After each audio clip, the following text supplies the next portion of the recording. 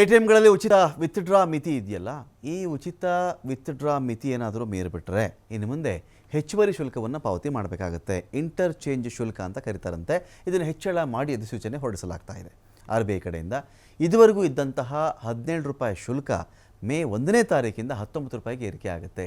ಪ್ರತಿ ಹಣಕಾಸು ವಹಿವಾಟಿಗೆ ಹೆಚ್ಚುವರಿಯಾಗಿ 2 ರೂಪಾಯಿ ಪಾವತಿ ಮಾಡಬೇಕಾಗುತ್ತೆ. ಇನ್ನು ನಿಮ್ಮ ಬ್ಯಾಲೆನ್ಸ್ ಚೆಕ್ ಮಾಡೋದಕ್ಕೆ 7 ರೂಪಾಯಿ ಪಾವತಿ ಮಾಡಬೇಕಾಗುತ್ತೆ. ಮೆಟ್ರೋ ನಗರದಲ್ಲಿ ಉಚಿತ ವಿತ್ಡ್ರಾ ಮಿತಿ ತಿಂಗಳಿಗೆ 5 ಬಾರಿ, ಮೆಟ್ರೋ ಅಲ್ಲದ ನಗರಗಳಲ್ಲಿ ತಿಂಗಳಿಗೆ 3 ಬಾರಿ ವಿತ್ಡ್ರಾ ಮಾಡಬಹುದು ಅಂತ. ಈ ಉಚಿತ ಮಿತಿ ಮೀರಿದ್ರೆ ಹಾಕ್ತಾ ಇದ್ರಲ್ಲ 17 ರೂಪಾಯಿ, ಇನ್ಮೇಲೆ 19 ರೂಪಾಯಿ ಆಗುತ್ತೆ.